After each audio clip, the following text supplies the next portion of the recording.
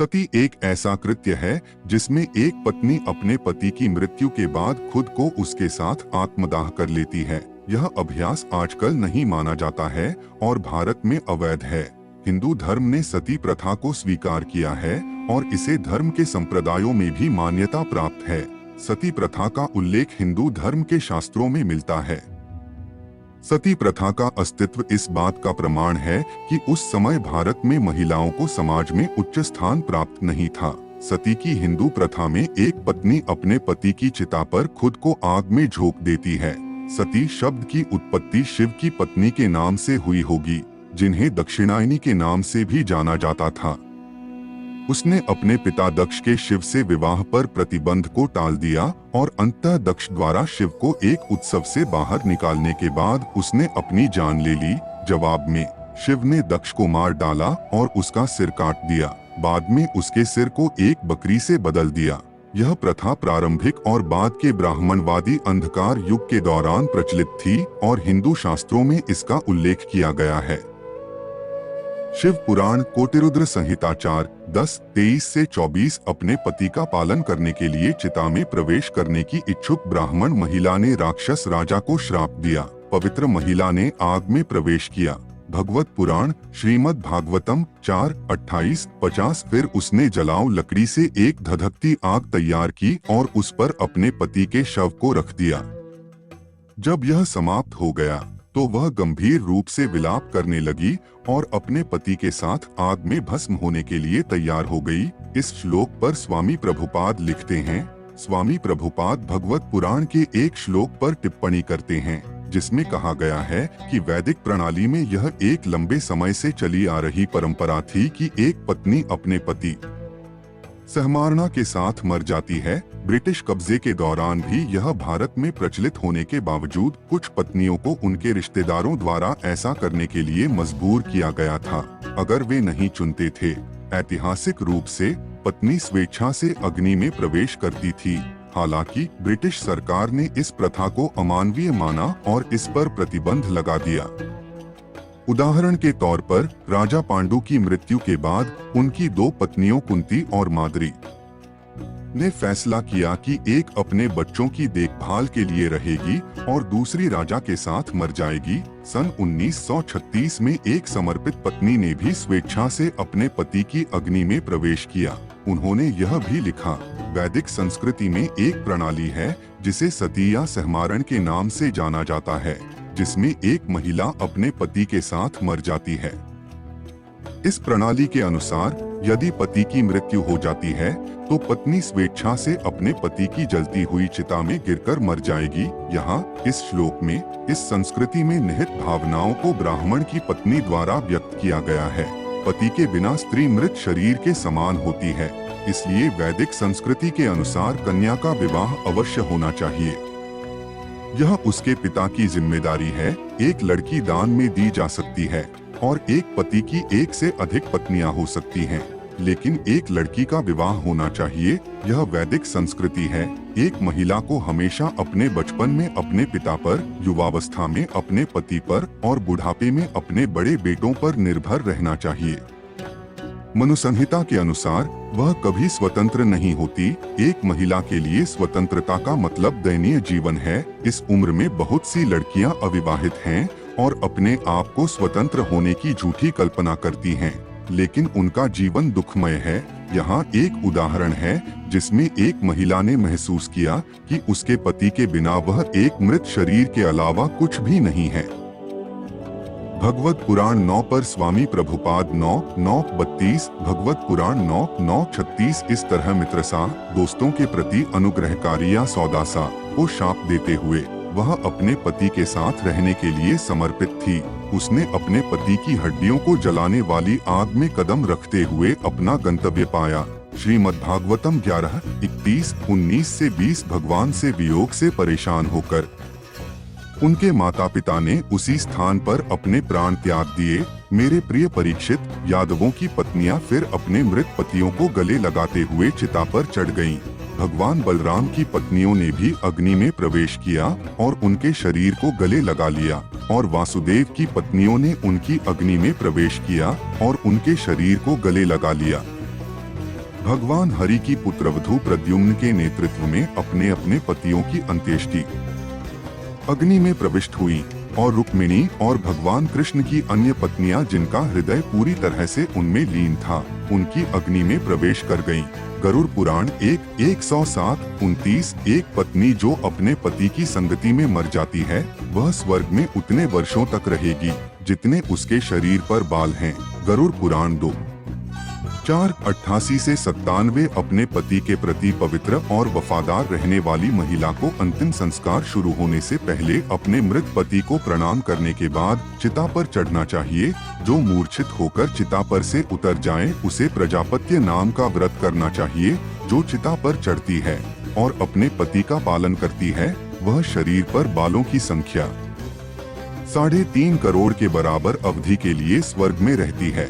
जिस प्रकार सपेरा सांप को बिल से बाहर निकाल लेता है उसी प्रकार वह भी अपने पति को नरक से निकालकर उसके साथ स्वर्ग में भोग करती है। जो चिता पर चढ़ती है वह स्वर्ग में जाती है। वह आकाशीय अप्सराओं द्वारा स्तुति की जाती है और अपने पति के साथ तब तक आनंद लेती है जब तक कि 14 इंद्र स्वर्ग में क्रमिक रूप से शासन करते हैं। भले ही पुरुष ने किसी ब्राह्मण या मित्र या किसी अन्य अच्छे आचरण वाले व्यक्ति की हत्या कर दी हो, वह अपनी पत्नी द्वारा पापों से शुद्ध हो जाता है जो उसकी चिता पर चढ़ जाता है। जो स्त्री अपने पति की मृत्यु के बाद अग्नि में प्रवेश करती है वह अरुंधति के समान स्वर्ग में समृद्ध होती है। जब तक महिला अपने पति की मृत्यु के बाद खुद को नहीं जलाती है तब तक वह अपने सेक्स के बंधन से मुक्त नहीं होती है। जो स्त्री अपने पति का अनुसरण करती है वह माता की ओर से 3 कुलों को, पिता की ओर के 3 कुलों को और पति की ओर के 3 कुलों को पवित्र करती है। अर्नेस्ट और सुब्रह्मण्यम द्वारा अनुवादित गरुड़ पुराण में उल्लिखित एक और श्लोक दिखाता है कि कैसे एक विधवा ने पश्चाताप किया। गरुड़ पुराण 2:40। अपने कर्तव्य को न जानते हुए मैंने अपने पति की सेवा नहीं की और न ही उनकी मृत्यु के बाद अग्नि में प्रवेश किया। विधवा होने के बाद मैंने कोई तपस्या नहीं की। हे शरीर में रहने वाले, तुमने जो कुछ किया है उसका प्रायश्चित करो। गरुड़ पुराण 10:42। जब एक महिला अपने पति के साथ अपने शरीर को जलाती है तो आग उसके अंगों को ही जलाती है लेकिन उसकी आत्मा को पीड़ नहीं करती है। गरुड़ पुराण 10:45 से 46। इसी तरह जो अपने पति से जुड़ गई है वह कभी नहीं जलती है। मृत्यु के द्वारा उसकी आंतरिक आत्मा अपने पति के साथ एक हो जाती है। जो स्त्री अपने पति की मृत्यु पर स्वयं को आग में नहीं जलाती वह निश्चित रूप से कभी भी स्त्री शरीर से मुक्त नहीं होती।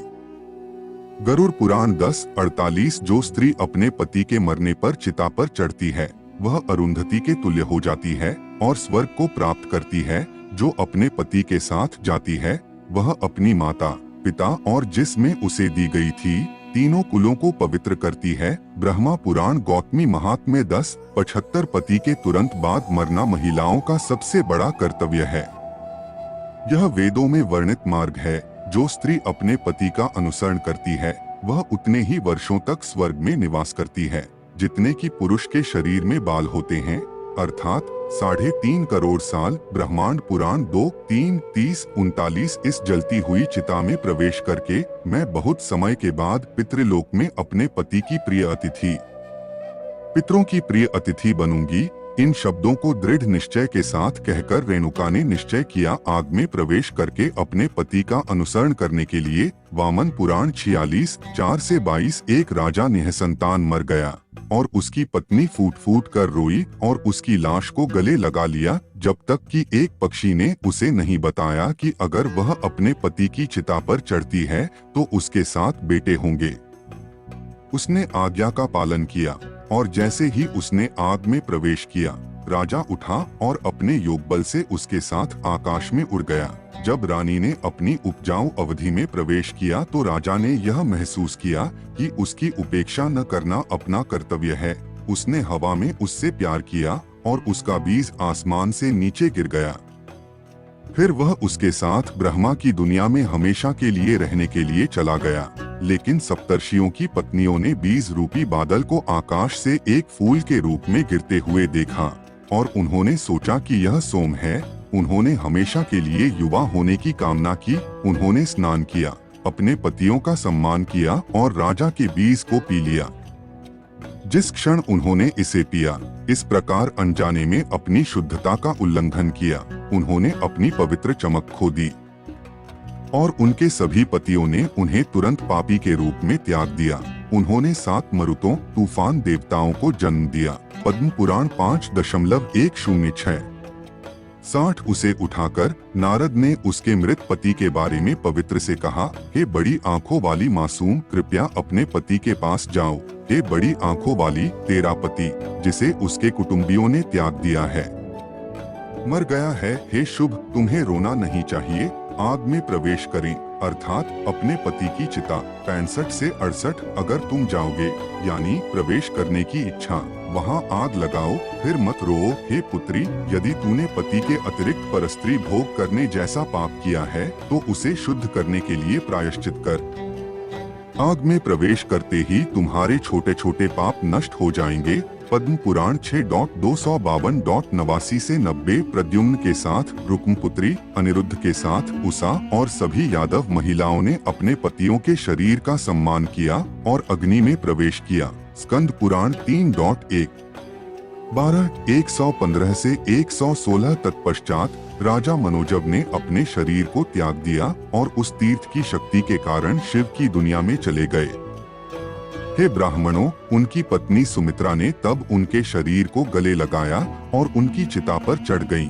उसे भी वही लोक प्राप्त हुआ। स्कंद पुराण 5 जनवरी 1953। 38 से 41 सुंदर महिला ने ईंधन और टहनियों को एक साथ इकट्ठा किया और अंतिम संस्कार की चिता को जलाया, जिसे वह अपने पति के साथ ले गई।